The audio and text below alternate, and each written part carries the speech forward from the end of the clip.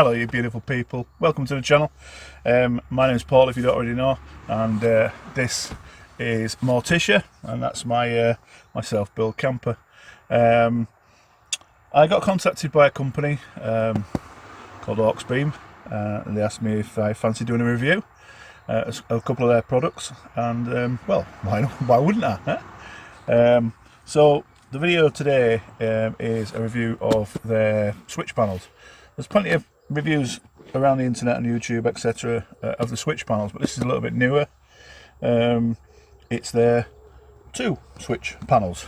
It's one kit, same principle as the previous one, but this has actually got 2 individual switch panels, which is more, I suppose it's more suitable for the actual van market, for the camper van market. So we'll go into more details later on how I'm setting it up, but initially, briefly, what am I looking at doing is putting a switch panel above the driver's seat, and there'll be another one going up here. If you turn something on at the driver's seat, you can then turn it off here. They just copy each other. So if I turn it on there, it turns on here, and then if I can walk back here and turn it off here, it'll turn off over there. So it's a good idea to, if you've got lights on, you can turn them on there, see what's going on, and then turn them off over here when you forget to turn them off over there. It's a really good bit of kit, really simple to use. So we'll get into the box, we'll open it up and see what's in there, and we'll go from there. Right, so this is pretty much the kit. Obviously it's not all the kit, there's a few fixings. There's a bracket for the main distribution panel, which is still in the box, and it comes with all the hardware. So there's bags of hardware that's in the box. You've seen them before, you know, you don't really need to see them again, do you? So we'll start at the switch panels. These are the switch panels. They're, get some better light. There we go, that's better, isn't it? The switch panels are really solid, robust. They don't come with the stickers on. I'll show you the sticker pads. I've put the stickers on. And these are RGB colour changing, and as I said, there's actually 2 of them. They're identical. These brackets, well, I've put these brackets on because that's the ones I'm going to choose to use, but also these brackets as well. So they can be surface mounted, so you can bolt that one down to a surface, and you could have that bolted to it. So you know, you can have it pretty much any angle you wish. So they're really good, solid as well. Obviously there's steel construction, and they're really solid. Anyway, so yep, 2 of those. We'll go through the functions and that when we got it fitted. So covered it up there, aren't I? There's an on-off button in the middle, and then 8 buttons per switch panel. Yeah, so like I say, when they come, they don't have that bracket across the back there. I've put that on already because that's how I'm going to mount the panels. We'll balance them back up there, they'll stand up, behave, and do what I've got to do. The brains of the outfit is this thing. I call it a distribution panel. I don't know what they call it or what anybody else would call it, but I call it a distribution panel. They don't want to sit up. So the lid comes off quite easy, and we'll just stand that back up there. Why am I doing this to myself? Trying to get everything to stand up. Put those over there. Right, so what we've got here is you have a live and negative, or happy and a sad, positive and negative. They recommend a 10mm square cable, so I will be running a 10mm square cable from my leisure battery in the camper van back to the distribution panel via a breaker switch. If you've not seen one of those before, it's just a breaker switch. It's a fuse effectively. This is a 60 amp fuse. So I'll put that on the positive side. So I'll bring a cable from my batteries to the positive, cable out of that, out the other side to the positive on the distribution panel. So that's got a breaker in there. So if anything was to go wrong at that side, it will break before it sets fire to this thing.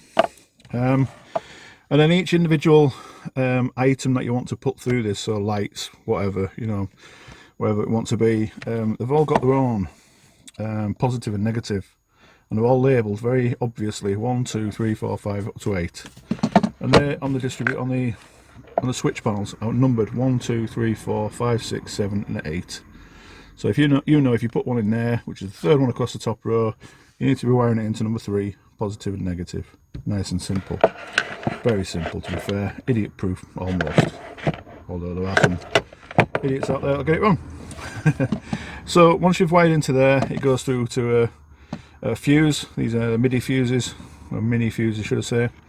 They are fused at the moment from the factory at 30, 20, 10 and 5 in pairs. So 1, 2, 1, 2.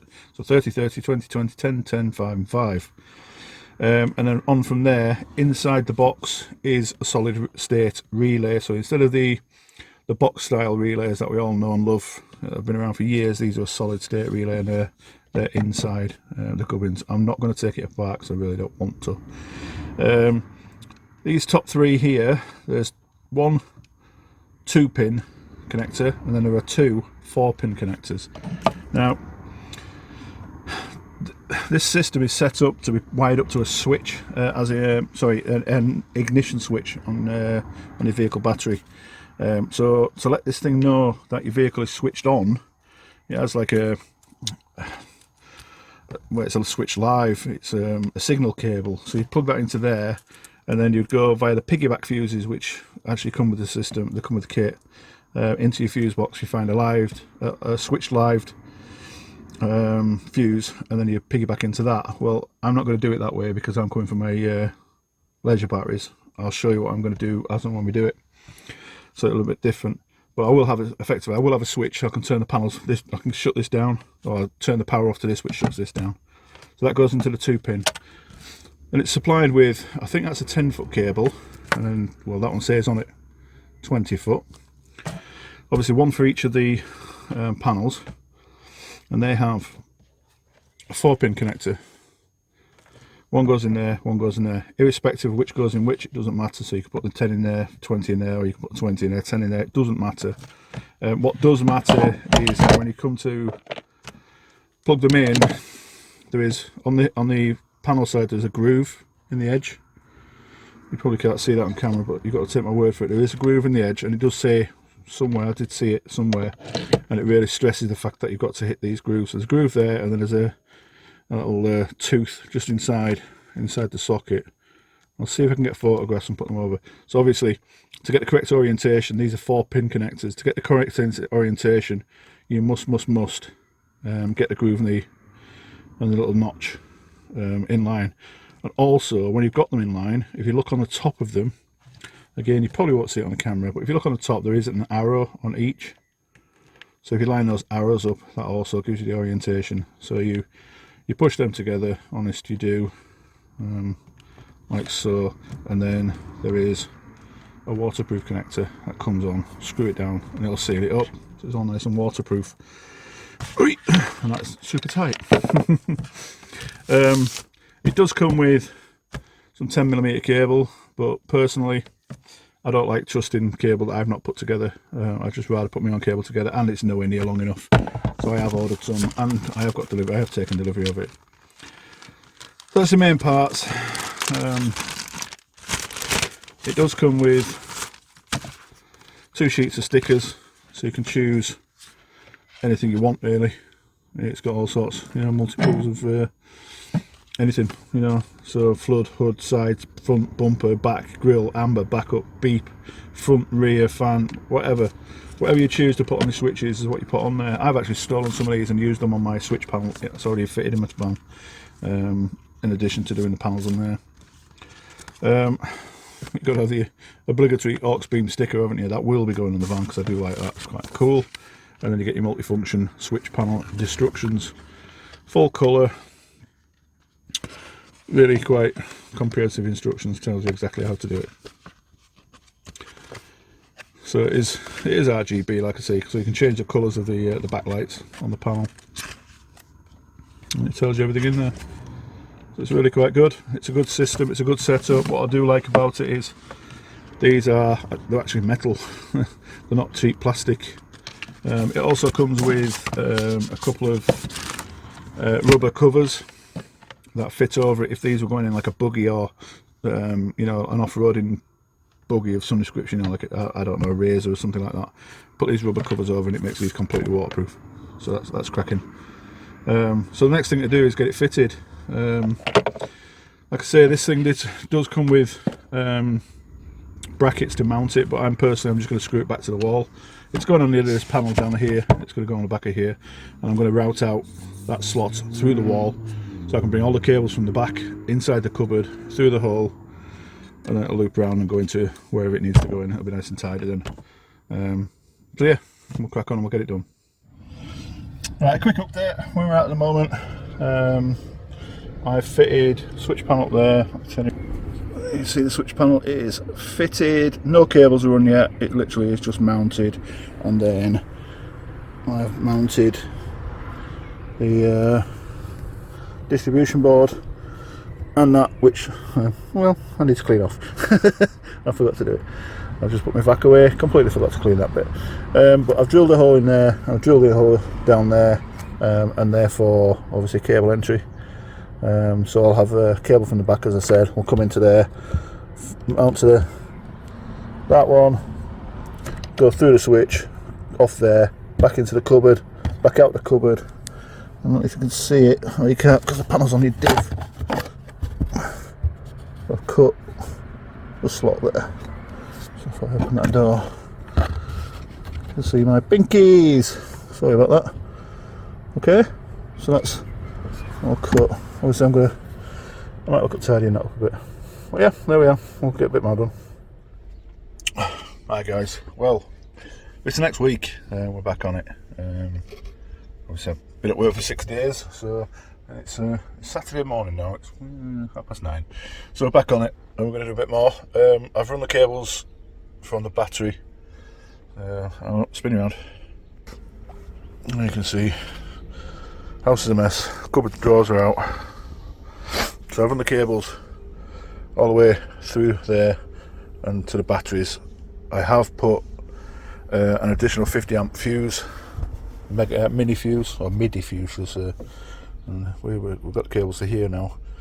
So all I'm going to do is now I'm going to make the connections into the breaker that was supplied by Auxbeam, and then out with the breaker through that slot that we cut where the SAD cable's coming out, and then we'll make those connections into it, and we'll do that on a bit of time lapse.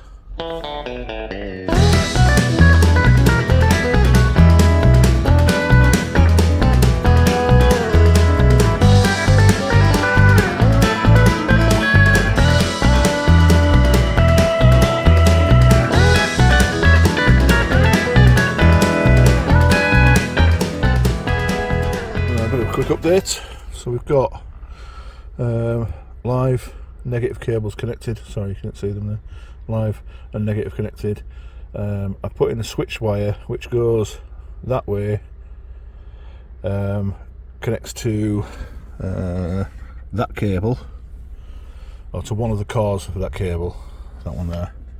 It's a 2-core cable, so it connects to one of the cores in that cable, and then the other core comes back up through that cable there to pick up a 12-volt feed, and then they terminate. Oh, let me have a look. Oh, I don't bash my head. That cable was run ages ago for a different reason, and you see I've got 2 lights there, 2 switches, rocker switches. That one is for my roof lights, or my fog lights, spotlights in the front. It just isolates the spotlights. But that one, if I switch it on now, it goes red. So that makes the connection on that positive live. So that's a switch for the actual panels. So what I've got to do now, I've got 20-foot cable there. I think it's 20 foot. It might be the 10 foot actually. Yeah, I think I like to go for the 10 foot. So I'm going to run the 10-foot cable up to the switch panel, which is up there. So that's the job for now. I intend boxing all this out. I'll put a box in here, a nice box just to cover it all, and then I'll hide all that cable and then keep it all nice and tidy and neat and safe.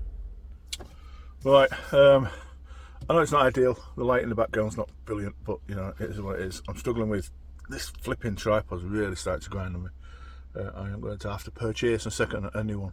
But I've got that signal wire in, I've got the cable run up to the switch panel up there.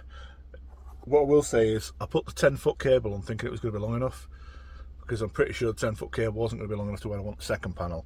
I put a 10-foot cable on and it still wasn't long enough. I was about maybe 10-inch short. So these are not endorsed by Auxbeam, I might add, but I preempted. It's actually for another project that I've got from Auxbeam, which will be another video. I bought these, which basically they're extension cables. They're just 4-pin extension cables. I'll show you what they are. These are 2-meter ones, I think they are.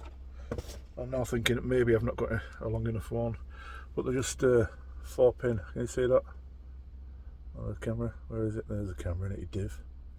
So yeah, male and female. Waterproof seals. They're exactly the same as the fittings.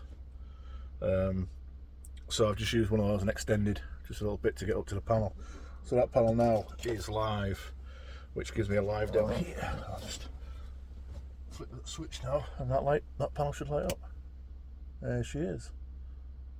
And she's dulling down because it don't need to be as bright. It is light sensitive. So that's that. So what I'm going to do, I'm just going to turn that off now because I don't want the panel live. I've got just some LEDs. I've got them on the outside of the vehicle. They're just a live and negative. These are white, so it's got a white positive and a black negative. So I'm going to put that into one of these and just see if it works, basically. That is when I can find my screwdriver. Let's say behind the camera. So I'll bring you around here and I'll show you if I can get you in with my fat belly in the way.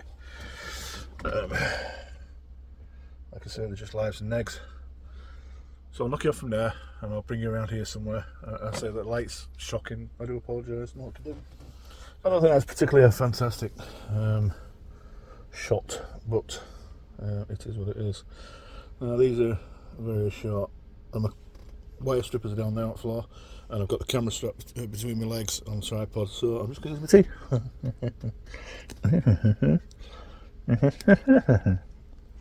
No, they're not so short. Mark wants wire strippers. And a quick twist. And like I said earlier on, each individual switch has got a live and a negative, and I'm pretty positive. Yes, it is. The live is on the left and the positive is on the right. If it's not, and I've got it wrong, it's not a major issue because it's an LED at the end of the day. I don't even know if that's it all. I can't see. We'll try and tighten it down, and if it didn't come out, which it did. We'll try that again. Actually, I'll see if I can have a look. I don't move with you guys. I can't see anything. You guys think it's easy making videos for YouTube? It's not easy when you're a fat bloke trying to get into small spaces when you've got cameras sat between your legs. Yeah, that's great. See, I'm totally incompetent, just partially. There you go. I just got to do it again. So that's a positive in. Let's do the sad cable now, the negative. Yeah, I'll put my screwdriver straight as well.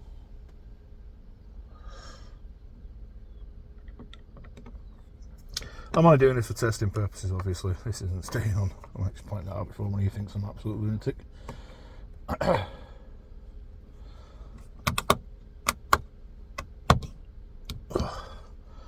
little bit of a tug test, make sure they fit it correctly. And then we'll just try and balance that somewhere now. I'm going to balance that. Oh, I've got doors shut in my van. It's so warm in here now. Of course, it's not going to want to sit anywhere, is it? There we go. Right, let's turn the panel on. You bugger. I'll hold it. Let's turn the panel on. Oh, yep. Switch on the dashboard. I'll turn the panel on. That's that. Then if I hit that one there, it's on a momentary switch. So I've preset the switch panel. A momentary switch. Let's see if I can remember how to do it. Oh, that one? No.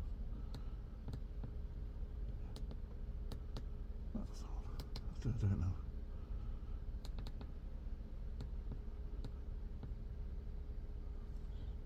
See? That's hands off. You can switch the, I'll show you in a second, but you can switch the switch panel to give you I can't remember what you call it, well, basically a switch, so it's on and then press it again, it goes off. Are you going to have it?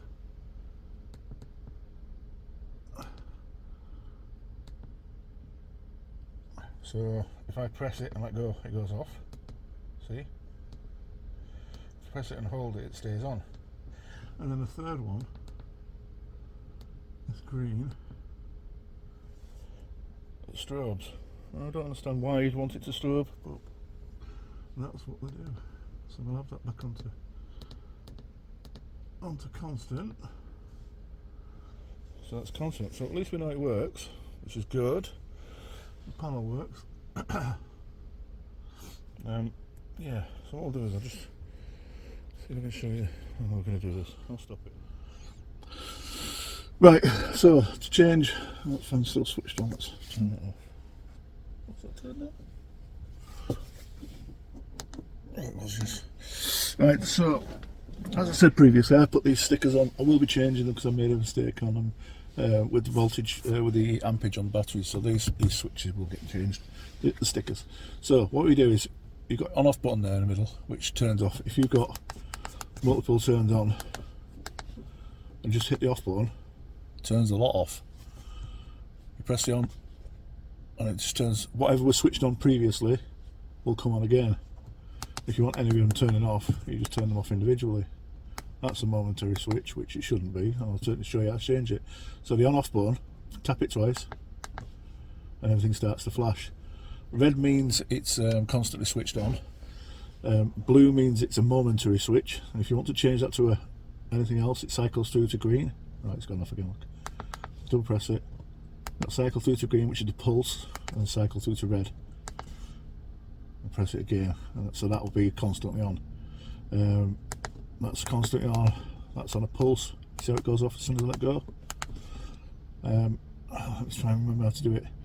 So I did that one and that one, I can't remember. Let's try them two. Press those two together maybe? Is it them two? Yeah, it is.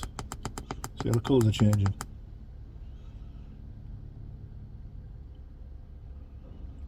You can change the colour of the pad, of the backlights. It just cycles through, and you can go back the other way. So how I did that, bottom left hand corner, and the power button, press and hold.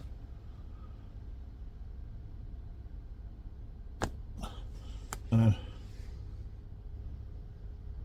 top right goes one way, top left goes the other way, around a cycle of colours. You can press it and press it, whatever you want to do. I'll go back to red, go light red. Oh, too far. So I'll go back, you see, a little bit too far. I'll go back to red. It's pink. We don't want pink, do we? Did I miss red?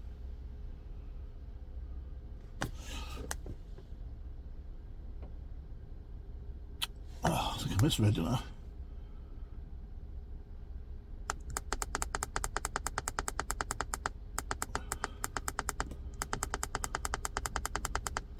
That'll do. And same again to come out of it, press the power button. Easy, innit?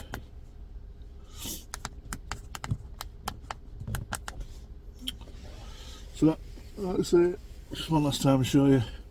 The rock light, the rocker switch on the dashboard does knock them all off. Now the rocker switch does have a light on it as well, so it also won't be that's on, but obviously that's all lit up too. So, happy days. Happy days. So my final thoughts. That's all I'm doing for this video. You don't really need to see me wiring up all the other stuff, but I will do a follow-up video and show you what I've actually put on the panel. I've got, I don't know if I mentioned it earlier in the video, but I've got two lights on the side, I think the 14-inch lamps, pointing that way, 2 pointing that way, and then 2 pointing to the rear, all individually wired up already, and they go to the switch panel. I'm sure I mentioned it, the switch panel back there. The reason I haven't put the second switch panel on, I'm going to be 100% honest with you guys, as I like to be. When I did bench testing, I found that the panel didn't work. One of the panels didn't work. It didn't power up, no matter what I did, no matter what configuration I put the cables in, whether I used a 10 foot or 20 foot, it didn't matter, it just didn't work. So I contacted Simon at Auxbeam, who I've been dealing with. He asked me to do a small video showing what I've done and explaining the problem, which I did, and I sent him that, and they confirmed, yeah, there's obviously an issue with that individual panel. At the end of the day, it's manufactured, you know, there could be just, you know, a missing solder somewhere or something simple, but fair play to Simon, they're sending me a new panel. Never quibbled about it or anything. He just sent me a new panel. I just haven't received it yet, so I need to run the cable. The cable's in here, it's just in this cupboard at the moment, so I need to run the cable all the way to the to where I want the panel at the top there. And once I've got that panel, that's when I'll finish off the installation. I might do a second video just doing that. Behind my control panel over on the wall over there, inside the control panel where all my cabling is, there are 3 4-pin relays, and that's what control the 3 separate wiring looms for the lights. All those 3 lights are all individually grounded to the chassis. So what I'm thinking is I should only be able to bring, I should only need to bring a live into this distribution board, as opposed to a live and a negative. I should only need to bring a live in. Reason being, this is earthed back to my main earth point, and those lights are earthed to my main earthing point, so I don't really see what's the difference in bringing an earth all the way from the lights to here, which I can't, quite frankly, I can't do. Well, I could, but it's a heck of a job because it's all in the roof and it'd be a right nightmare to get to them. So if that doesn't work, I don't know what I'm going to do, but I'm pretty confident it will.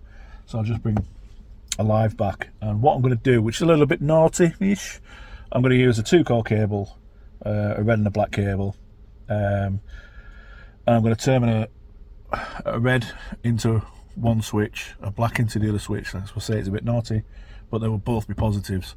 I'm going to mark them up with mark the black line up with heat shrink, red heat shrink, and then obviously one will go to one set of lights and the black will go to another set of lights for the live. I just think it's going to be a bit cheaper for me, saves on cable, and then I just need to run a single core cable to run the third set into here. So yeah, I say, when that panel does turn up, I'll do a follow-up video on that, finishing this installation off. Now tomorrow, being Sunday, it's bank holiday weekend this week, I'm looking at laying around underneath the van for a few hours, because I've got the second part of this installation, well, it'll be the third part as it happens, isn't it? But I've got another product to fit, and it's these. These are rock lights. Pretty duty. Again, they're an Auxbeam product. They have been sent to me. They are, you know, they have been sent free of charge for me to review and do these videos.